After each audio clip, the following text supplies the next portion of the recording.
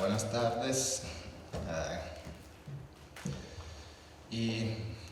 Comienzo con una pregunta para por qué hablar de Amazon y cuál es el interés de estudiar esta empresa.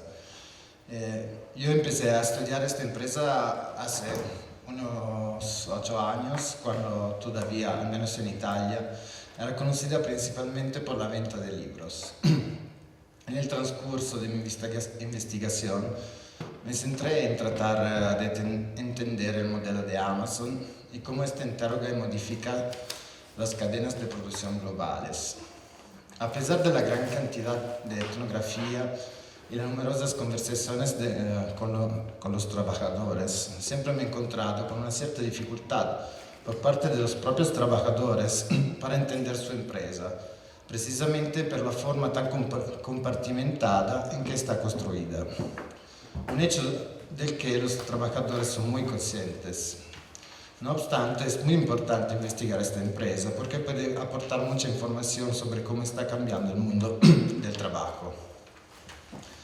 En esta breve exposición abordaré algunos puntos que pueden ser un punto de partida para una discusión sobre cómo se comportará esta empresa aquí en México, un país que Amazon acaba de llegar, pero que probablemente verá un gran desarrollo. Aunque existen algunas plataformas como eBay y Mercado Libre en México, Amazon es una empresa completamente diferente de la que el comercio electrónico es solo una parte. Y voy a hablar un poquito de cómo es el desarrollo en Europa. En Europa es el segundo...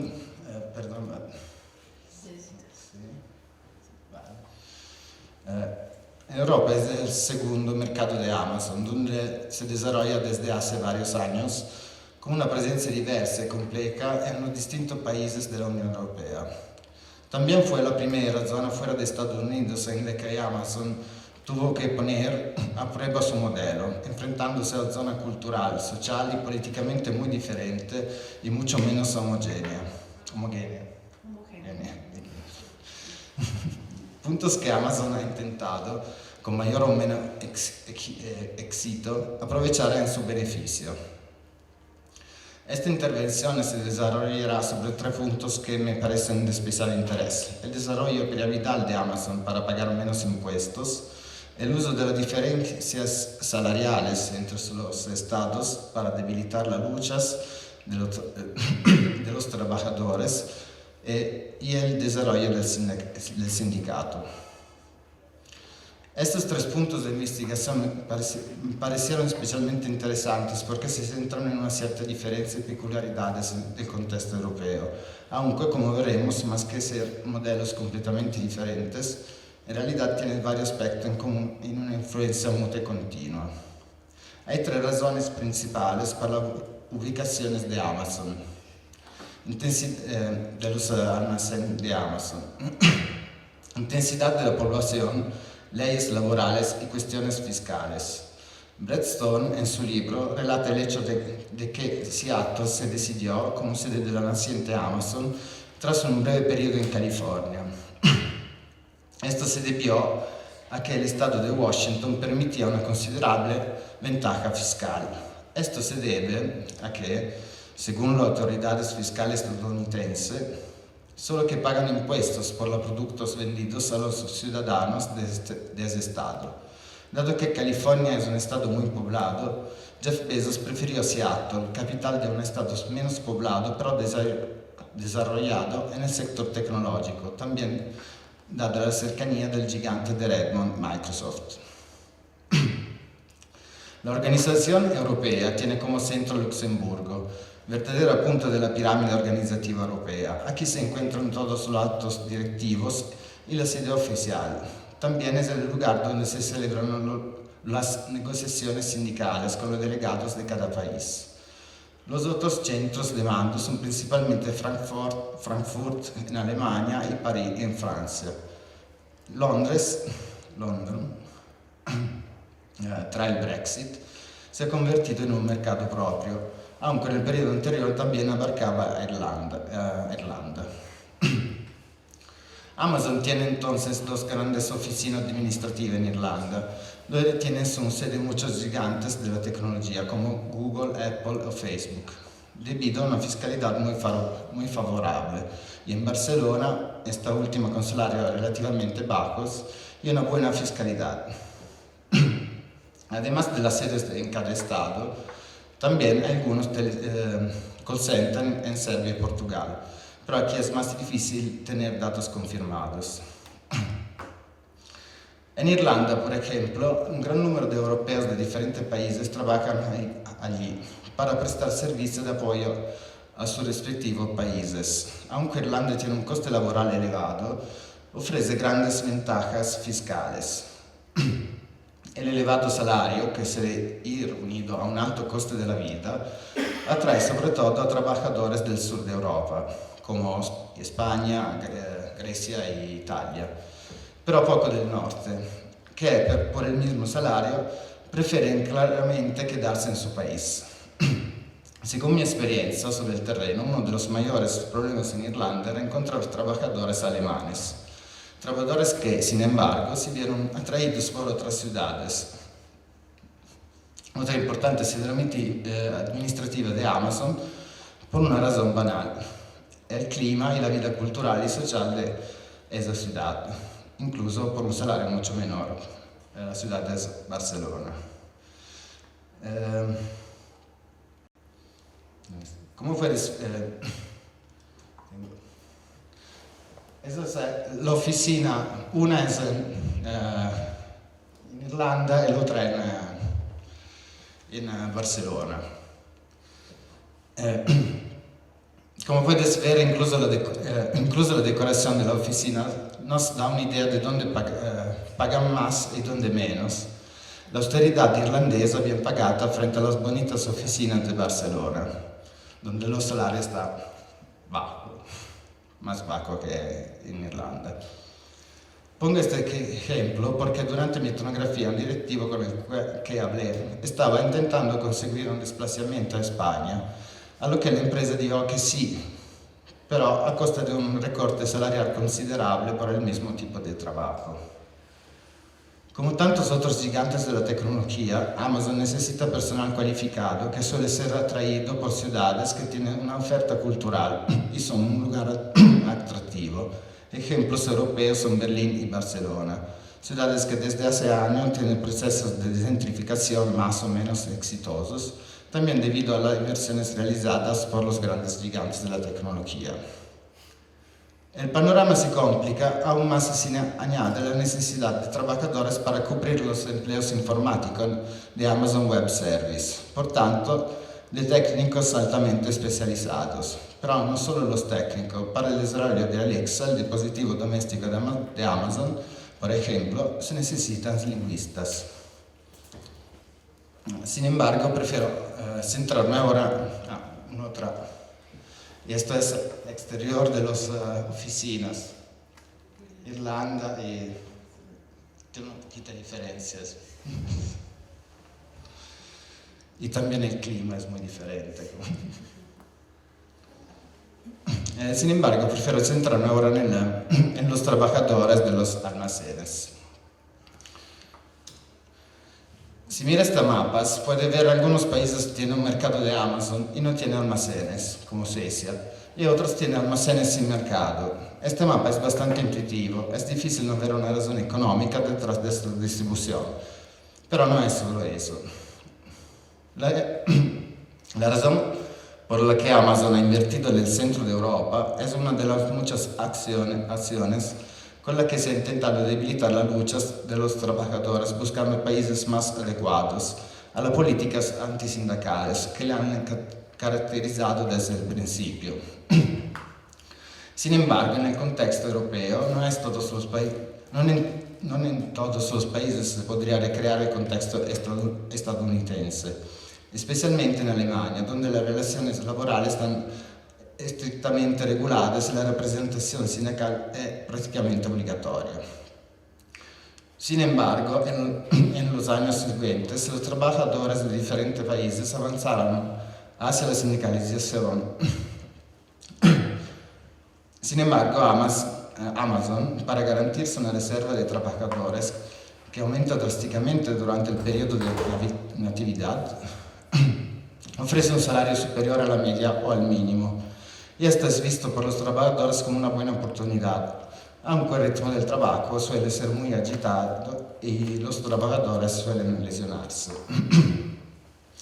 El caso de Alemania y Polonia es especialmente interesante para ejemplificar cómo Amazon explota las fronteras en su beneficio.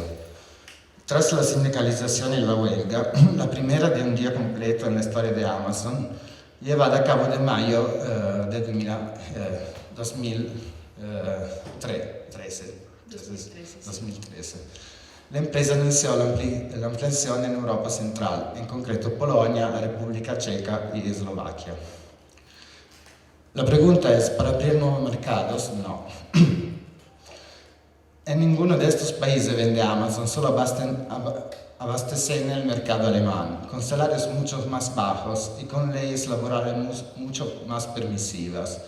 Sin embargo, a la sombra del Occupy, un gran movimiento europeo contra la austeridad, algunos trabajadores alemanes y polacos se reunieron y empezaron a hablar de acciones coordinadas. Más tarde, durante una dura huelga de trabajadores alemanes en 2015, los trabajadores polacos lanzaron una acción de desaceleración laboral. Para mirar cómo son los almacenes de Alemania. El primero, el más importante, es exactamente donde está la E de Germany.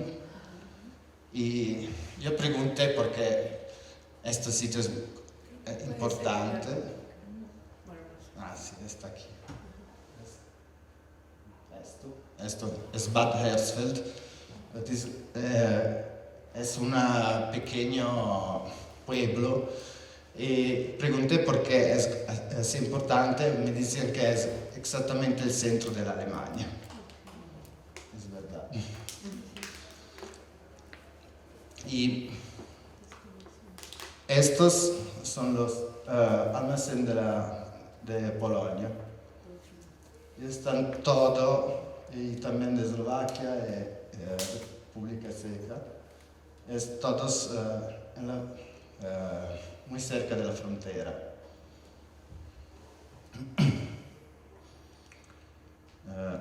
En los años siguientes,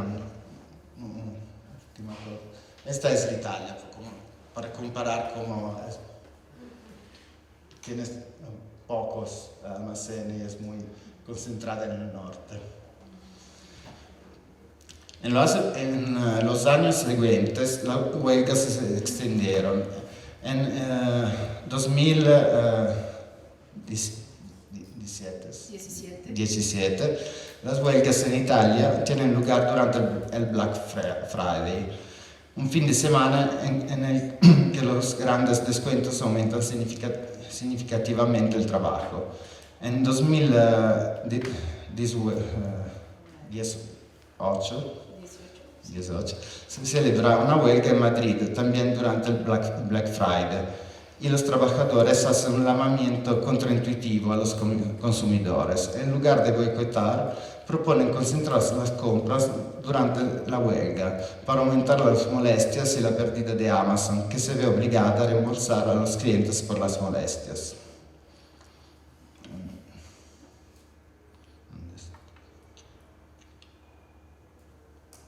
Gran parte de los trabajadores europeos en lucha, Amazon se ampara, cambia de actitud e empieza a aceptar algunas reivindicaciones con algunos países, evitando así una huelga general europea y mostrando una de las limitaciones de la organización sindical por naciones.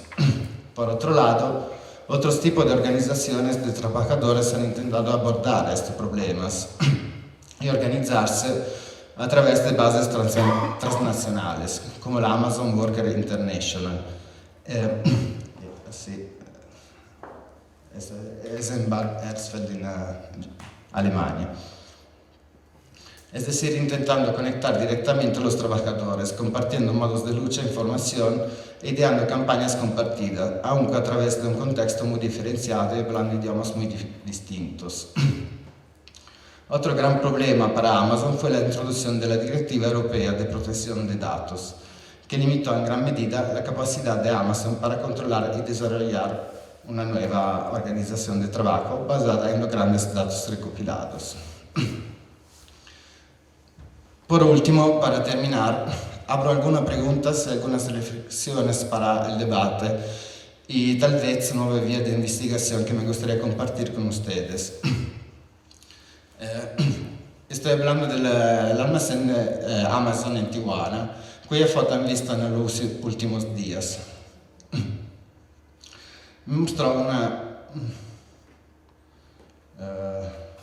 un patrón clásico según el cual opera esta empresa. Más allá de la fuerte sugestión que ofrece este edificio para el contraste entre las barracas y este almacén futurista, hay que fiarse en el contexto. El almacén de Tijuana se construyó el año pasado junto con el de San Diego en Otay Mesa, el mejor almacén jamás construido por esta empresa. Otay Mesa es un importante cruce de caminos logísticos, utilizado a lo largo de los años para negocios legales y sobre todo no tan legales, como los famosos túneles.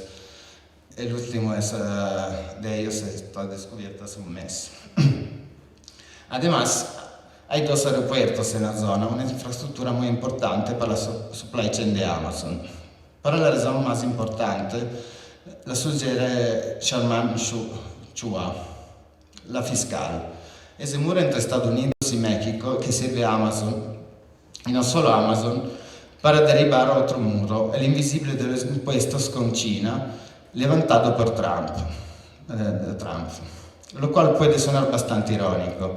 De hecho, para importar mercancía libre de impuestos existe una ley específica llamada Sección 321, que establece que si la mercancía de solo un envío tiene un valor inferior a $800, pasan como libres de impuestos. Desemplar su envío de China a México e enviarlos en paquetes más pequeños a Estados Unidos es un buen túnel para superar este muro. Otra condición también hacen de Tijuana un buen lugar. Es una ciudad relativamente grande y los salarios son más altos que otras partes de México gracias a la zona económica fronteriza, lo que desde el punto de vista de Amazon significa clientes. Las cambiantes condiciones políticas mundiales y la inminente guerra económica entre China y Estados Unidos por la cuestión de Taiwán presentan un futuro desarrollo logístico industrial para toda esta zona, con el fin de acortar las cadenas de producción como testigan las inversiones de Foxconn. Para terminar, la capacidad de los trabajadores de poder desarrollar luchas dentro de Amazon, pero también en el contexto social, político y ecológico fuera de Amazon, estará extremadamente ligada a la capacidad de los trabajadores de conectarse con trabajadores de otros países. En este aspecto, Amazon cuestiona y obliga a inventar nuevas formas de organización y de lucha por los trabajadores. Gracias. Bueno, buenas tardes a todos. Les voy a presentar esta ponencia que he llamado Mercado Negro de Transporte en la Ciudad Neoliberal, el caso de Puebla, México, y pues son un poco los resultados de la investigación que he venido haciendo en los últimos años. Y es una investigación etnográfica con conductores de plataformas, tanto Uber como Didi, y se ha construido en dos partes. La primera tiene que ver con el análisis de la construcción social de imágenes urbanas entre estos conductores, que ya es un producto terminado, forma parte de mi investigación de maestría, y la segunda parte que está en construcción, que tiene que ver con las experiencias de trabajo de los conductores. Para hablar un poco de las técnicas que he utilizado, muchos han sido relatos situacionales, viajando yo como usuario en estas plataformas, mencionando que yo también fui conductor de Uber, entonces la implicación etnográfica es como de usuario exconductor y desde ahí entablar diálogos con los conductores. A partir de ahí, con sujetos clave, entrevistas estructuradas, también observación en espacios virtuales como son grupos de Facebook y de WhatsApp, de conductores, y en el caso de la maestría también dibujos de mapas mentales. Entonces estas han sido las técnicas con las que yo he obtenido esta información o construido esta información. Les tengo que confesar algo, a partir de las ponencias del primer día no resistí la tentación de agregar 2 diapositivas más como para resonar con esas ponencias, entonces espero no tardarme tanto, pero creo que también es importante para entender cómo surge este mercado negro. Y el contexto en el que surge o aparecen en primer lugar estas plataformas y a partir de ellas este mercado negro, pues es la construcción del modelo neoliberal de ciudad aquí en Puebla, a finales del siglo XX y la consolidación de las primeras 2 décadas del siglo XXI, que tiene que ver con la espectacularización del paisaje, la atracción de turismo internacional, la reconfiguración urbana a través de nuevas centralidades y nuevas periferias, la promoción de la ciudad como ciudad inteligente o Smart City, que le da un realce al uso de la tecnología y de las plataformas, y sus consecuencias también. Puebla es un lugar privilegiado para ver también cuáles son las consecuencias de la construcción de este modelo de ciudad, que tiene que ver con el desplazamiento de los sectores populares, la polarización socioeconómica y también territorial, la reducción de las clases medias, que autores como Manuel Castells han llamado ciudad dual, y como un producto también, una consecuencia de este modelo de ciudad, pues una inseguridad creciente, ¿no? Que esta es gran parte de la razón por la cual se recibe con tanto éxito estas plataformas y por qué surge este mercado negro, que tiene que ver con la inseguridad. Y mencionar también que esta inseguridad es incrementada en la pandemia, durante la pandemia, se exponencia. Bueno, y ahí son algunas fotografías de esta espectacularización del paisaje, ¿no? La construcción de Puebla como un parque temático. Tenemos el Museo del Barroco, que es donde están las letras, que es, pues como otros museos en el mundo, sumamente caros, que dejaron al Estado endeudado. La rueda, ¿no? Que es la rueda de la fortuna, que también forma parte de este paisaje. El teleférico y un tren turístico, ¿no? Que va de Puebla a Cholula. Ahí atrás se ve la iglesia de Cholula, de los Remedios. Y bueno, como parte de este paisaje espectacularizado aparecen pues las plataformas, principalmente Uber, que entre algunos taxistas con los cuales yo platiqué les llamaban los Uberlindos, ¿no? Por esta imagen, a diferencia de los taxis, ¿no? Que con los carros nuevos, limpios, en un principio pues bien vestidos, ¿no? Con camisa, y el signo distintivo que es el celular, ¿no? en el tablero, que ya sabes, o muchos saben que es un transporte de plataforma porque tiene este símbolo, ¿no? para reconocerlos. Forma parte esta nueva movilidad dentro de este nuevo paisaje urbano. Y lo que yo puedo observar, porque también la construcción de este modelo de ciudad y la llegada de estas plataformas también da una oportunidad de poder saber cómo se construyen de una nueva manera las imágenes de la ciudad con sujetos que normalmente no tenían un contacto extensivo intensivo y extensivo con la ciudad, como son estos nuevos tipos de conductores, que generalmente o en un principio eran de clase media que no se dedicaban a este trabajo. Entonces, a través de esta investigación, yo lo que encuentro es que se ha creado a través de la construcción de este modelo una nueva centralidad basada principalmente en el consumo, en el turismo, que son las áreas que están coloreadas. La de verde es toda la zona de Cholula, la de rosa es la zona del centro comercial Angelópolis.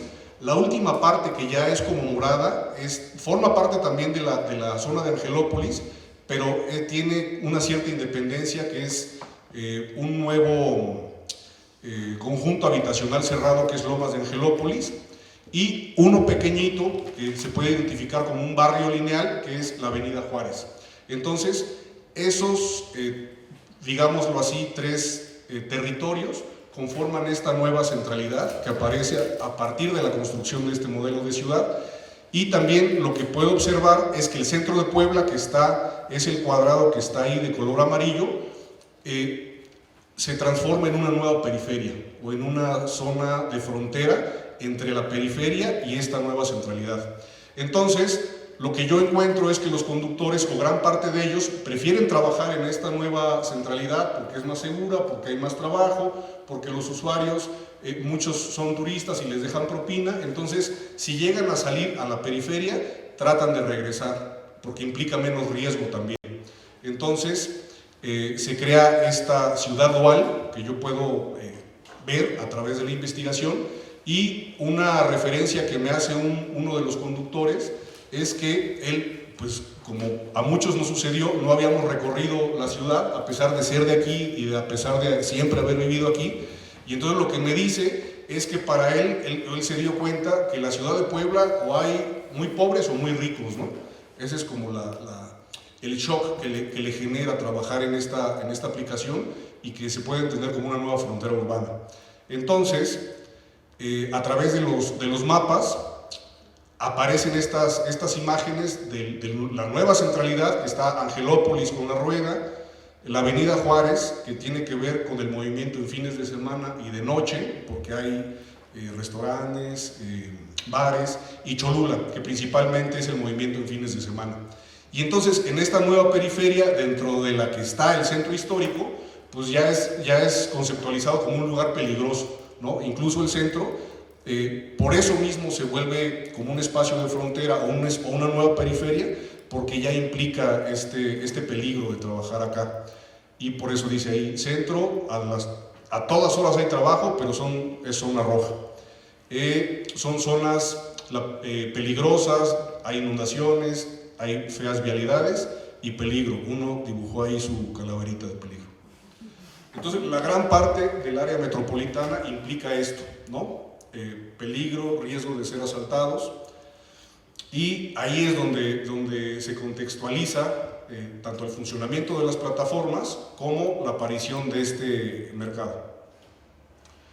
Bueno, y aparte, dentro del capitalismo de plataformas, estas apps, Uber, Didi, privilegian a los usuarios en detrimento de los conductores. O sea, estos conductores se enfrentan a estos espacios de peligro sin el respaldo de las plataformas, que privilegian a los conductores y no le dan tanta seguridad a los usuarios, y no le dan tanta seguridad, o es la mínima seguridad a los conductores, no garantizan su seguridad y es un trabajo precarizado. Bueno, aparece este nuevo tipo de movilidad y de trabajo, que para la gran parte de conductores no es que sea conductor de Uber o de Didi, sino algo muy común es que trabajan en todas las plataformas, ¿no? Pueden trabajar al mismo tiempo en Uber, Didi, Cabify y últimamente InDriver también, que es más peligroso todavía. Y como parte de esta nueva movilidad aparece este mercado negro, que yo lo conceptualizo como una formación híbrida, ahí tratando de vincular un poco las ideas de Raymond Williams y Néstor García Canclini, que ya no es ni taxi tradicional ni taxi por apps, se da o funciona paralelo a las apps, y que resuena un poco el concepto que había antes dentro de los taxis tradicionales que no estaban rotulados, que le llamaban servicio ejecutivo. Entonces, un poco se entiende como este servicio ejecutivo. Y esta idea de los viajes directos entre conductor y usuario se llama, o la gran parte de los conductores lo llama viajes por fuera, porque son por fuera de las plataformas o de las apps, que se dan a partir de vínculos de confianza entre conductores y usuarios, que son desplazamientos desregulados, en el sentido de que no hay un registro dentro de las plataformas de estos viajes, no hay un registro legal tampoco porque no se pagan impuestos, es un arreglo directo entre usuario y conductor, ¿no? Entonces no está mediatizado por nada más que otras plataformas, que este es el punto al que quiero enfatizar, que son viajes por fuera de Uber, por fuera de Didi. Sin embargo, se dan en gran medida por WhatsApp, porque el contacto generalmente entre usuario y conductor se da por mensajes de WhatsApp, le mandan la ubicación. A través de Facebook también se llegan a generar estos contactos entre conductor y usuario. Muchas veces se utilizan los navegadores, ya sea Waze o ya sea Google Maps. Entonces, pues son por fuera de Uber, de Didi, de Cabify, pero no tan fuera, ¿no?, de las plataformas, siguen estando dentro del funcionamiento algorítmico. Y bueno, por ejemplo, aquí tenemos una tarjeta de presentación, que es una tarjeta que me dio un conductor de Didi, en donde pues, se ve el carro nuevo, se nombra como un servicio ejecutivo, aparece su número celular, su dirección de correo electrónico con nombre, y la ruedita esa que se ve ahí pues es de WhatsApp, ¿no? Servicio ahí viene como las especificaciones del servicio, ¿no? Las 24 horas, viajes al aeropuerto, servicios de encargo, terminal de autobuses, viajes especiales, dentro y fuera de la ciudad, y subrayado los valores, ¿no? Y en primer lugar, seguridad, que es por lo que se ofrece este servicio principalmente, por seguridad, puntualidad y confianza. Y otros ejemplos de tarjetas de presentación, ahí ya hacen referencia a Uber. Del lado izquierdo estaba en una escuela pegada en un pizarrón, así como que sabes que alguien de la escuela lo conoce y por eso te lo recomienda, es de confianza, ¿no? Puedes pedir su servicio. Y la de la derecha era una tarjetita así de plástico que me dio un conductor de Uber, y es, bueno, la misma idea. Y pues en la tarjeta más grande se ven ahí los iconos, ¿no?, de Facebook y de WhatsApp. O sea, sigue estando ahí mediado por los espacios digitales. Y, por ejemplo, también en Facebook pude encontrar este cartel digital que hace referencia al Uber femenino, ¿no? En el 2017 hubo un asesinato y violación de Mara Castilla en la aplicación de Cabify, y a partir de ahí se empieza a generar este servicio por fuera de las plataformas de mujeres para mujeres, ¿no? Y ya dice traslado exclusivo a mujeres. Y me llamó mucho la atención que recientemente tanto Uber como Didi sacaron una función exclusiva para mujeres, me parece que es Uber Ellas y Didi Mujer, que seguramente un predecesor de esa función dentro de las plataformas es este tipo de servicios, ¿no?, que se ofrecieron por parte de la población. En un contexto de altos índices de feminicidio, de mucha inseguridad, se crean estos servicios también por fuera. Y bueno, también encuentro que existen estos grupos de auxilio, como ya lo comentaban también principalmente Derly, que no necesariamente están vinculados con los viajes por fuera, no necesariamente, porque muchos conductores hacen viajes por fuera y no pertenecen a estos grupos, pero muchos otros conductores forman parte de estos grupos de auxilio, de conductores para conductores, y potencializan este servicio por fuera. Y ahorita les voy a mostrar un ejemplo de un grupo, de este tipo de grupos de auxilio, en donde un conductor, si no le puede dar servicio a su cliente, se pone en contacto con otro conductor de ese mismo grupo que se encuentre cerca de su cliente para que le dé el servicio y le garantiza que es de confianza, ¿no? Entonces, este tipo de grupos también potencializan este sistema de viajes por fuera, aunque no necesariamente están vinculados con él.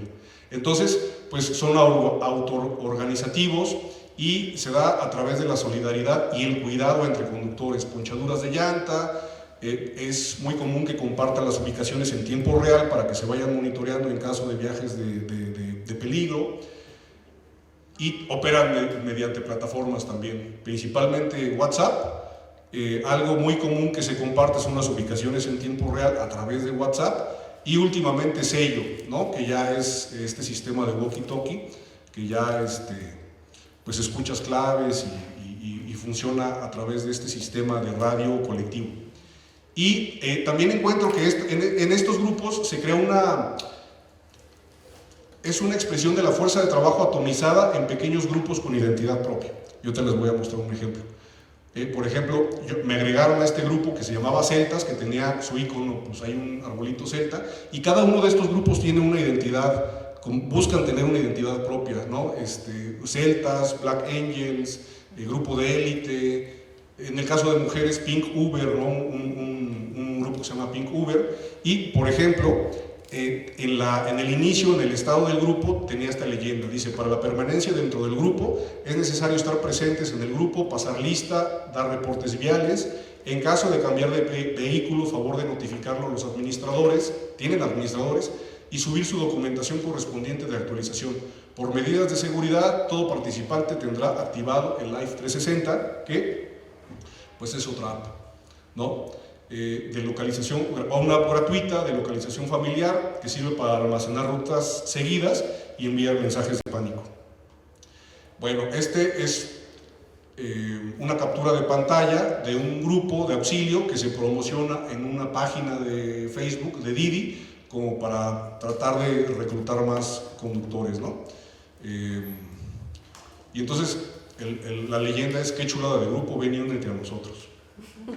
Y el nombre es UTR Speed Society, ¿no? O sea, también tiene su identidad. Y en este tipo de grupos lo que sucede también es que hay cálculo de tarifas, ¿no? Y que hace que se cree como un sistema de servicio por fuera, en donde yo, si me sale un viaje por fuera y no sé bien calcular la tarifa, le pido a mis compañeros que alguien me diga más o menos cuánto puedo cobrar, y entonces se potencializa estos viajes por fuera a través de estos grupos. Lo más reciente, que ya forma parte de la investigación en construcción, tiene que ver con los grupos, o más bien los servicios de monitoreo y rastreo, que inician con la pandemia, no existían antes de la pandemia, que tiene que ver con la contratación de operadores. O sea, ya no son conductores los que hacen este monitoreo, sino ya son operadores contratados. Es una contratación grupal. Estos grupos de auxilio contratan a este sistema de operadores, y pues ya es algo similar a los taxis de sitio, ¿no? Y se da en la pandemia principalmente por el incremento de la inseguridad. Entonces, por ejemplo, ese es un Didi que pedí. Ahí sí, no se ve muy bien, pero en la portezuela de atrás trae un letrero, que bueno, ya en mi libreta de notas hice un dibujito. Dice: esta unidad cuenta con rastreo satelital, ¿no? Entonces, son estos servicios contratados.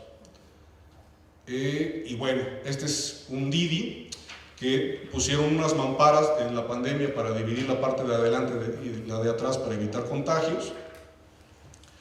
Y bueno, ahí se puede ver el logo del grupo, que es Black Angels, que tiene ahí su pegazo negro, que son los grupos de auxilio de conductores que se conocen entre sí, que se auxilian entre sí, pero que contratan este servicio, que ya no son conductores, que en este caso se llama Centinelas, y tiene ahí su letrero. Dice: vehículo y conductor son monitoreados las 24 horas a través de GPS.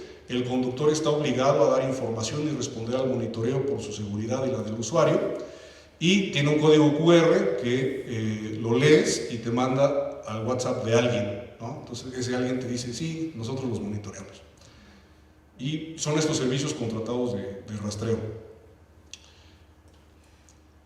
Y bueno, entonces algo muy común es que tú pidas un viaje de Uber, un viaje de Didi, un viaje en este tipo de plataformas, y lo que vas a escuchar es que suena un radio muy parecido como si fuera un taxi tradicional, que te subes y te dan una clave, dicen que vas a tal lugar, muchas veces no entienden las claves.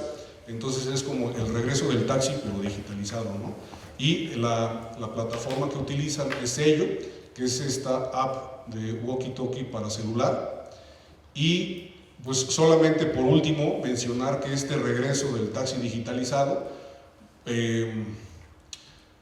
no es la idea del taxi, o el concepto o la experiencia del taxi, pero muchos no son taxistas, ya por lo que comentaba con anterioridad, ¿no? Muchos, principalmente los mayores, se quedan fuera de este sistema tecnológico, que muchos de ellos han entrado a Didi, es donde más han entrado extaxistas, porque las medidas de seguridad son más relajadas. Si tú los calificas mal, no hay tantas consecuencias para el conductor, son más relajados en ese sentido.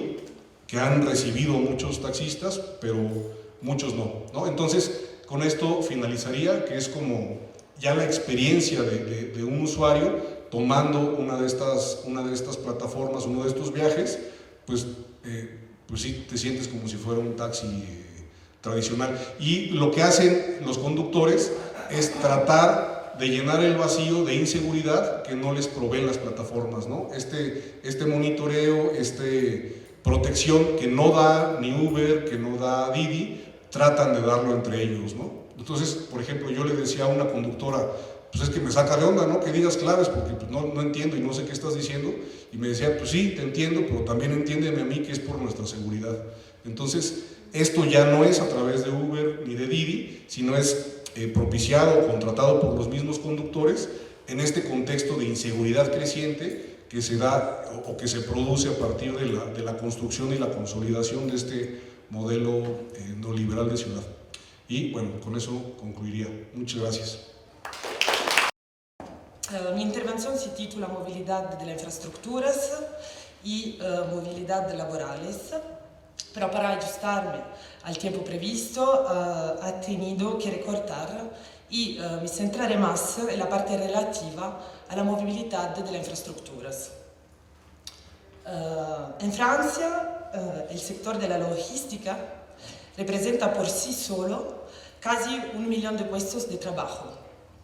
La gran mayoría son de tipo obrero, situados en puertos y aeropuertos, almacenes de supermercados, servicios de mensajería, comercio electrónico e industria. Dentro del mundo obrero, los trabajadores de la logística representan ahora el 13% de los puestos de trabajo frente a solo el 8% en los años 80, un cambio que se observa en la mayoría de los países europeos. La región de París, Île-de-France, como todas las grandes metrópolis, es un centro logístico crucial. Aquí se concentran más de una cuarta parte de los almacenes logísticos franceses, es decir, 18 millones de metros cuadrados, que experimentaron un gran crecimiento entre 2001 y 2008, cuando el número total de metros cuadrados aumentó en torno al 50%. La construcción y la gestión de las infraestructuras logísticas representan un ámbito crucial para la explotación del capital financiero y especulativo y generalmente se lleva a cabo mediante negociaciones entre actores públicos y privados. Los promotores inmobiliarios y los fondos de inversión desempeñan así un papel destacado en el desarrollo de nuevas formas de urbanización y gobernanza territorial. La construcción de las redes de infraestructuras necesarias para la distribución de las mercancías repercute no solo en la organización espacial y política del territorio, sino también en el valor de los mercados. La tendencia a aumentar las inversiones en el mercado inmobiliario, logístico y la demanda de espacios cada vez mejores para construir almacenes contribuyen, de hecho, al aumento de los precios e imponen una revalorización financiera del suelo. Por otra parte, la construcción de plataformas puede tener lugar mediante procesos de expropiación de terrenos utilizados para otros fines, incluida la vivienda.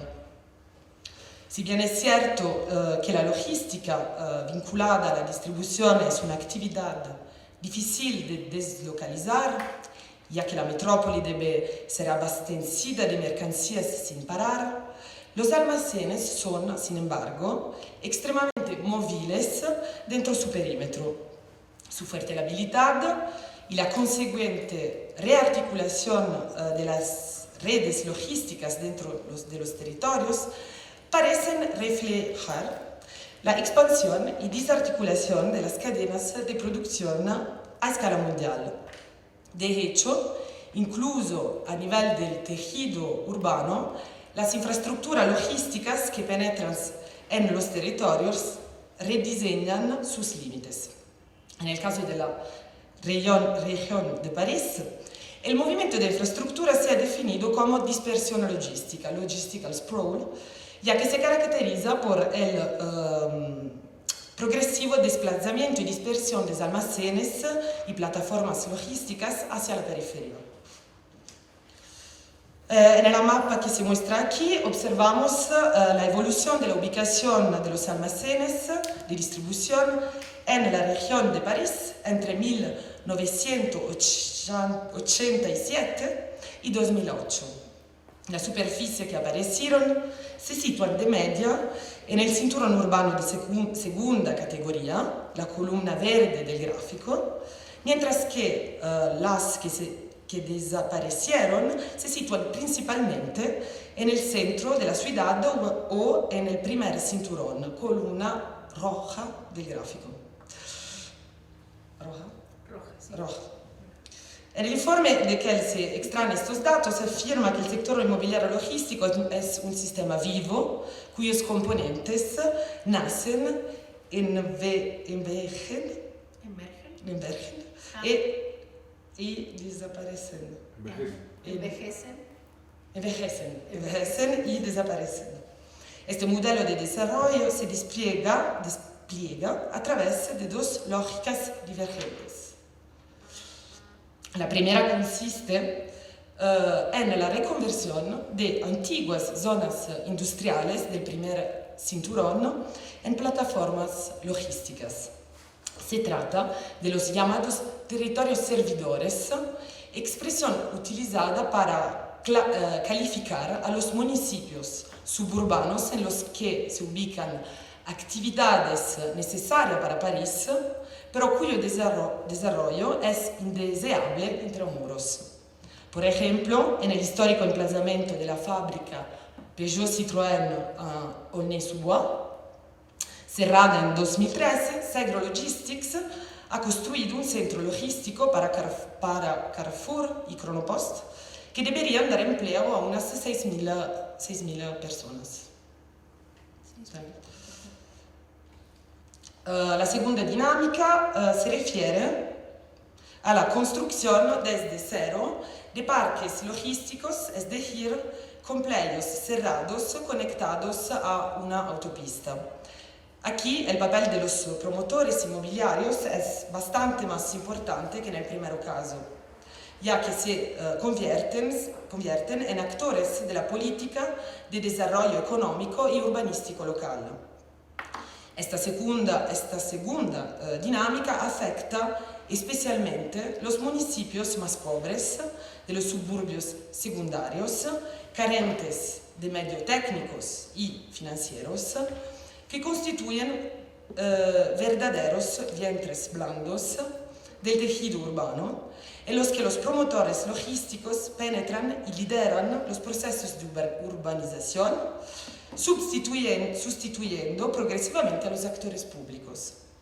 Presentada cada vez más como una oportunidad de crecimiento y de creación de empleo para el territorio, la logística se convierte así progresivamente para estos municipios en una verdadera caja negra sobre la que tienen poco control. El municipio de Sénart, situado a 35 kilómetros al sur de París, puede citarse como ejemplo. Con 0.7 millones de metros cuadrados de almacenes, Sénart es hoy uno de los principales centros logísticos del país. El informe citado anteriormente afirma que la logística ha apoyado su desarrollo y ha salvado Sénart. La elección de la ubicación de los almacenes logísticos y su reubicación están relacionados con varios criterios. Por supuesto, la ubicación estratégica con respecto a los flujos logísticos y las infraestructuras aeropuertos, puertos, ejes de autopista, y la proximidad a las zonas de consumo son elementos cruciales. Sin embargo, las empresas de logística también se basan en las cuencas de empleo disponible en función de la especificidad social y política, así como de la estratificación histórica de la composición laboral presente en los contextos en los que operan. En la región parisina, el progresivo alejamiento de los almacenes de distribución del centro de la ciudad, además de acelerar su expansión, parece trasladarse en esas zonas fronterizas de la metrópoli, donde el trabajo presenta características peculiares. Esto parece reproducir, aunque con nuevas formas, la fragmentación socioeconómica de la metrópoli heredada de la era fordista. De hecho, la ubicación se encuentra en barrios populares, densamente poblados, donde la mano de obra presenta atributos adaptados a las necesidades específicas de la industria logística. Es el caso, por ejemplo, del municipio de Aulnay-sous-Bois, donde, como hemos visto, Segro Logistics ha construido una plataforma en un terreno anteriormente ocupado por las fábricas de Peugeot Citroën. Aulnay no solo se encuentra en la intersección de tres grandes ejes de autopista y a solo 15 kilómetros del centro de París, sino que además es un municipio densamente poblado, con numerosas ciudades y barrios populares. A partir de finales de los años 70, las transformaciones producidas por las crisis del Fordismo modelaron estos territorios, en particular con el cierre y la deslocalización de numerosos centros de producción, y modificaron profundamente su morfología económica y social. De hecho, el proceso de desintegración de la mano obrera se ha desarrollado ininterrumpidamente desde la época y se ha consumado definitivamente con los procesos de desindustrialización y las nuevas políticas urbanas. Hoy en día, las tasas de desempleo en las llamadas zonas prioritarias o sensibles son 16 puntos superiores a la media nacional, y para los jóvenes menores de 30 años la media es del 36%. Las desigualdades territoriales son igualmente importantes a la hora de considerar la situación educativa. La transformación del tejido social que tuvo lugar durante estos años también ha alterado profundamente las relaciones en su seno y, como pone de manifiesto una abundante literatura, ha producido en particular un proceso de racialización de las relaciones sociales vinculado al debilitamiento de las identidades colectivas. Paralelamente a estos procesos se ha producido un cambio de imagen en las representaciones sociales. La banlieue rouge ha dado el paso a la banlieue. Los bastiones obreros se han convertido en guetos y las clases trabajadoras en las nuevas clases peligrosas. En el ámbito laboral, la transición histórica y la desintegración del tejido social obrero han tenido profundas repercusiones en términos de estratificación y jerarquías. Las fracturas sociales basadas en categorías étnicas, raciales y de edad penalizan sobre todo a los jóvenes y más concretamente a los jóvenes descendientes de inmigrantes, que ya representan casi el 10% de la población francesa en edad de trabajar, es decir, 3,9 millones de personas, la proporción más alta en Europa. El estigma asociado a los jóvenes de los barrios llega hasta el lugar de trabajo, donde para los trabajadores blancos la identificación racial parece menudo compensar la devaluación simbólica de la identidad colectiva de la clase trabajadora. El sector de la logística, situado en la frontera entre industria la industria y el sector de los servicios es a este respecto un caso especialmente significativo. Aquí la contratación de trabajadores y su circulación dentro del sector se produce generalmente a través de la intermediación de las empresas de trabajo temporal. Los trabajadores temporales se desplazan a menudo de un almacén a un otro, pero siempre permanecen dentro del sector logístico al que pertenecen los principales empresarios de la zona. Así, de un lado, las empresas ahorran tiempo y costes de formación gracias a la concentración de los almacenes en zonas específicas. Por otra parte, los procesos de racialización y segregación espacial permiten ejercer un control sobre la mano de obra incluso fuera del lugar de trabajo, en la esfera reproductiva. Entonces, ubicarse en determinadas áreas metropolitanas parece permitir a las empresas logísticas, los que algunos autores han descrito como una forma de compresión espacio-temporal de procesos de trabajo que le permite contratar y disponer de la mano de obra con respecto a sus necesidades contingentes. Para terminar, mientras que los estudios sobre el trabajo logístico rara vez se detienen en su relación con las infraestructuras, los estudios centrados en las transformaciones urbanas vinculadas a la expansión del sector rara vez se interesan en el trabajo. Sin embargo, mantener estas dos perspectivas juntas parece indispensable para comprender la lógica del desarrollo urbano en el que la logística hoy en día juega un papel central. Gracias. Adelante, Luis. Pues muchas gracias por la invitación y por tener la oportunidad de presentar este trabajo. Bueno, no me voy a detener mucho en los puntos a tratar, los primeros dos, porque básicamente ya se ha explicado en la sesión de la mañana. Capitalismo de plataformas, de acuerdo al economista Nick Ernichsen, en su obra Capitalismo de plataformas, la variante del capitalismo contemporáneo que estamos viviendo actualmente se caracteriza principalmente porque las empresas se concentran en extraer y analizar datos para controlar la producción de bienes y servicios. Las empresas más valiosas actualmente son las que se dedican principalmente a esta actividad de extraer, analizar datos, llámese Google, Amazon, Meta o Facebook. Y con esta modalidad del capitalismo también va a surgir un nuevo modelo de negocio, una nueva manera de gestión del trabajo que va a ser la plataforma, que permite que dos o más grupos interactúen para coordinar un servicio. Un claro ejemplo es Uber.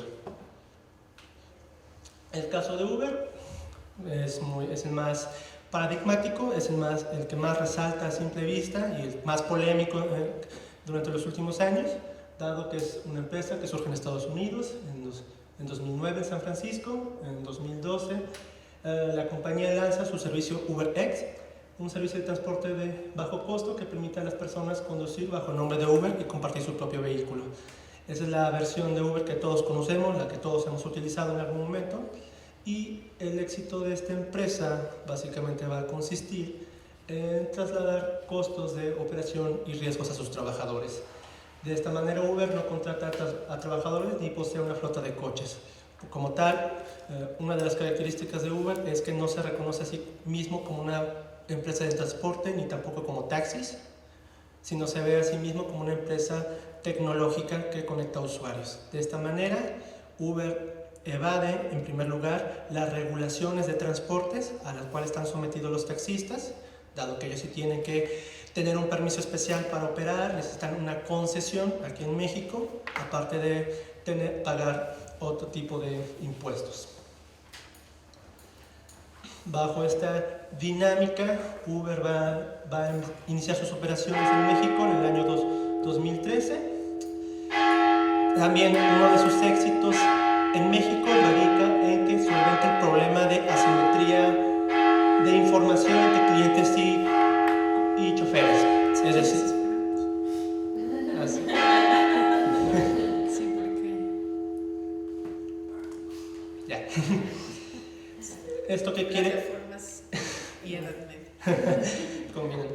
Uno de los problemas que se presentaba en México antes de la entrada de Uber fue la pésima calidad del servicio de los transportes, principalmente taxi, dado que un usuario no podía conocer los datos sobre el conductor, tampoco podía conocer las placas del vehículo, ni tampoco la ruta que iba a seguir para llegar a su destino, ni tampoco las tarifas que podía cobrarle. Pero con la irrupción de la plataforma Uber, estos problemas se van solventando, dado que alguien que va a tomar un Uber conoce de antemano quién lo va a transportar, el vehículo, las placas, y hay un sistema de geolocalización. Aparte de que se define de antemano cuánto es el costo que va a tener dicho servicio.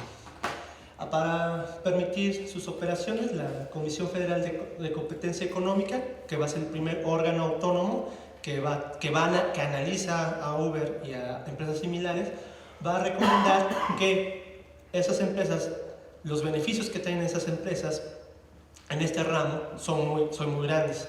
Por tanto, se les debe permitir sus operaciones bajo una regulación flexible. ¿Qué quiere decir esto?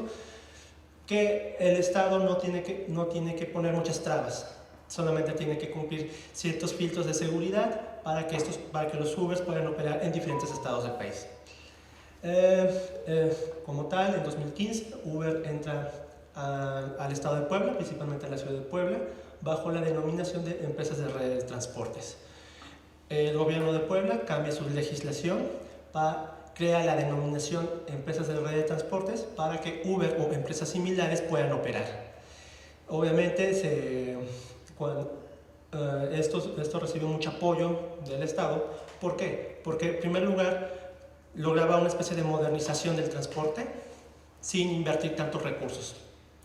En lugar de estar invirtiendo en renovar las flotas de taxis o regularizar los taxis piratas o quitarlos, simplemente permitían que Uber entrara porque se iba a encargar de esa tarea. Además de que lo iban a presumir como nuevas fuentes de empleo. Ya de 2015 a 2017 fue una relación muy exitosa.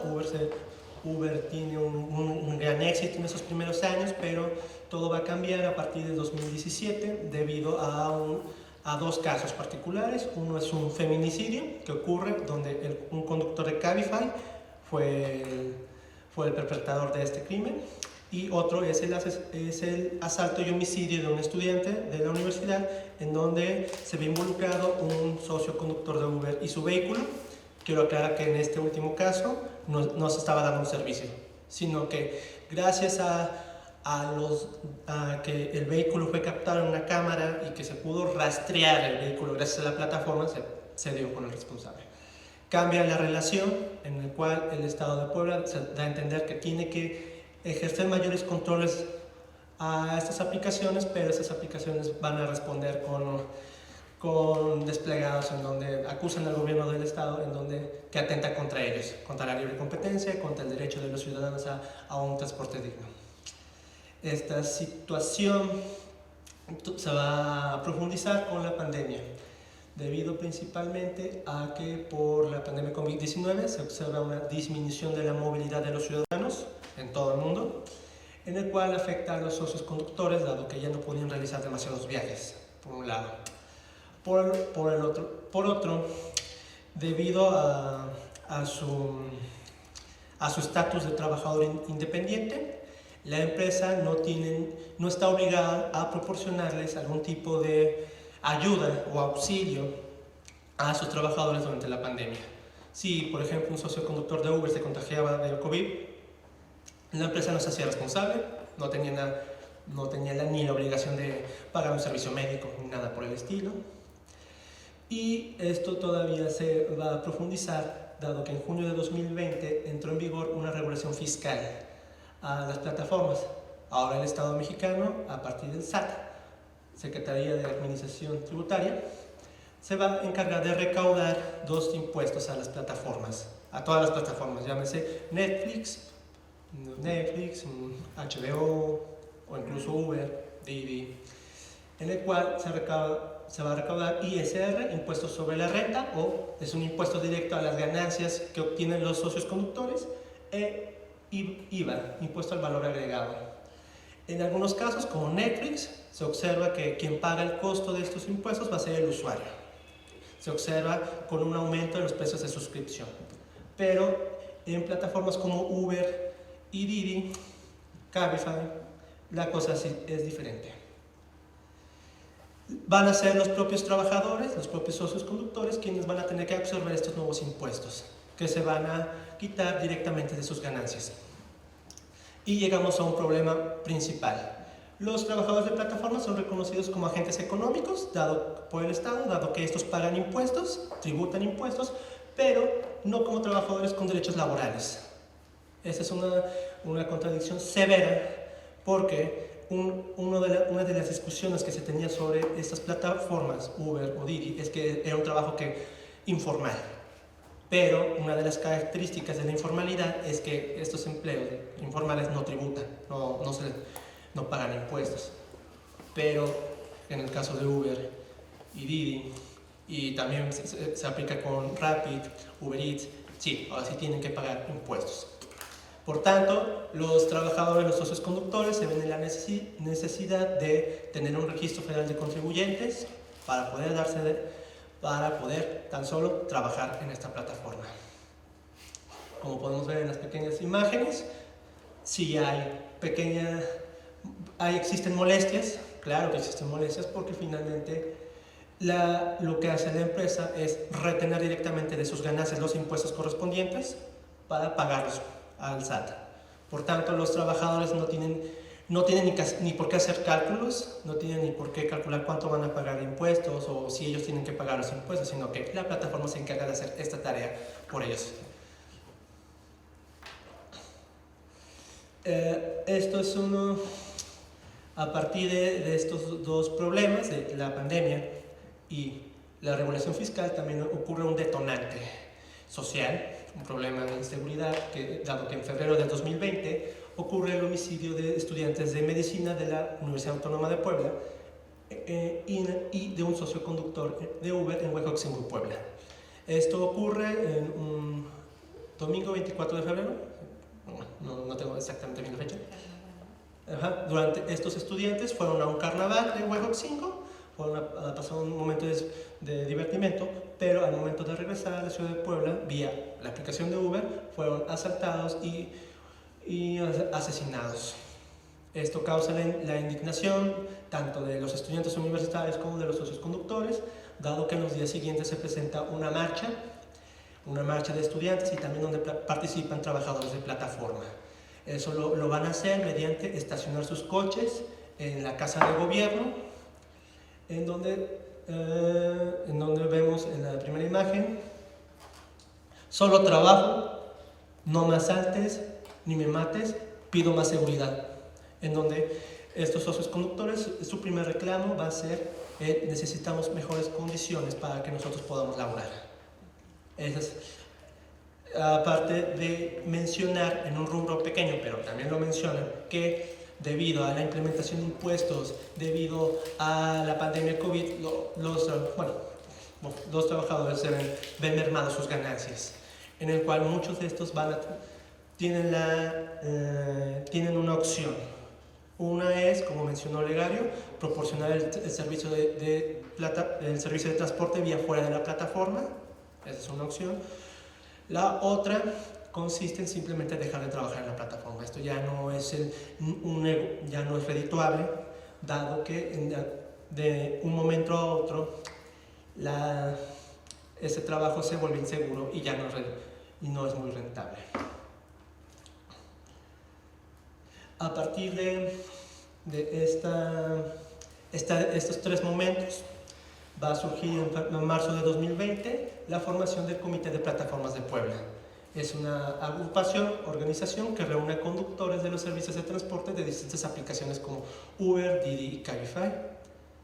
Su objetivo principal es centralizar las demandas de los socios conductores y poder establecer diálogos con las autoridades estatales y empresas.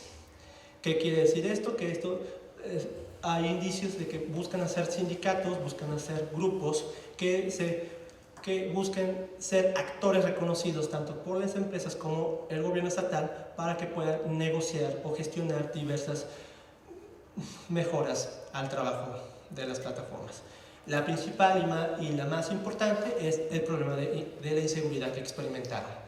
No solamente es el homicidio que se presentó en febrero de 2020, sino hay el robo de vehículos, asaltos a los socios conductores, incluso otros homicidios, pero estos difícilmente se dan a conocer en la prensa, y si se llegan a conocer en la prensa no generan indignación.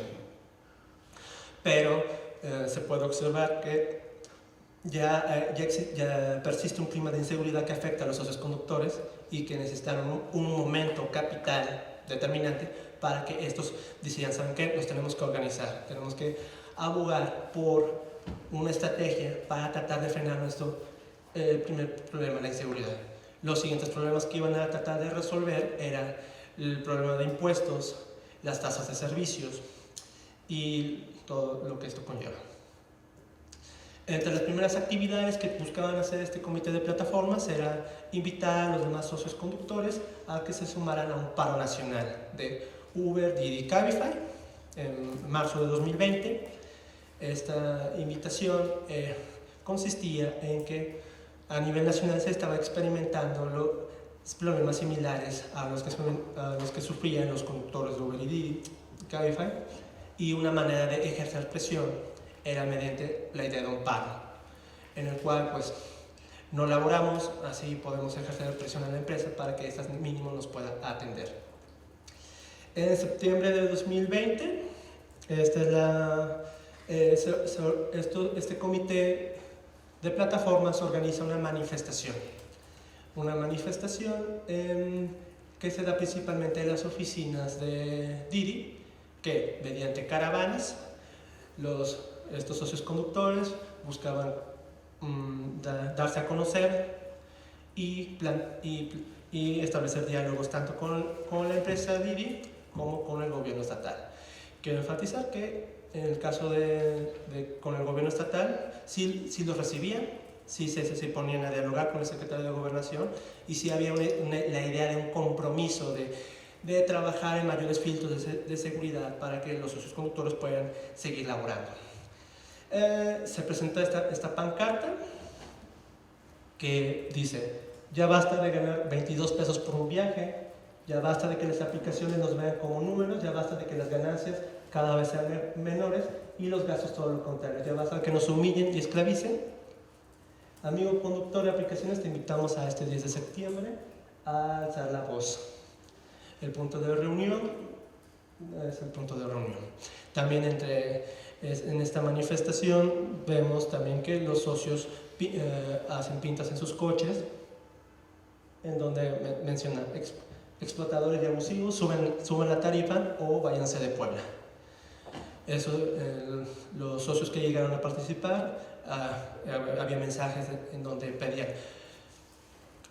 que la aplicación cobre una menor tasa de servicio, dado que una menor tasa de servicio implica mayores ganancias para los conductores, también una derogación de los impuestos, o pedir mayores filtros de seguridad, tanto para que estos socios puedan trabajar, también pedir mayores filtros a los usuarios.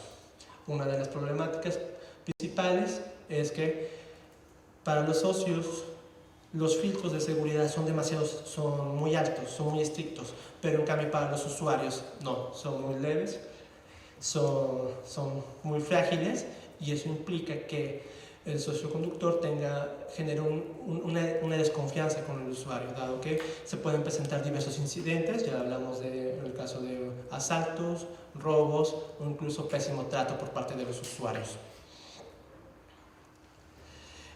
Posteriormente, ya pasamos a diciembre de 2021, en donde este comité de plataformas también organiza otra manifestación, en donde se van a manifestar contra la ley que el Estado de Puebla buscó establecer, en donde fijaba un máximo en el cobro de tarifas de transporte de plataformas vía pago en efectivo. Esto era muy perjudicial porque el argumento del Estado fue que debido a las tarifas dinámicas llega un momento en que los precios de estos servicios son tan elevados que los usuarios no están dispuestos a pagarlos o se ven muy perjudicados. Por tanto, buscan establecer un límite máximo, pero el problema principal es que si se establece un límite máximo, eso significa que el socio conductor va a ganar todavía menos por un viaje.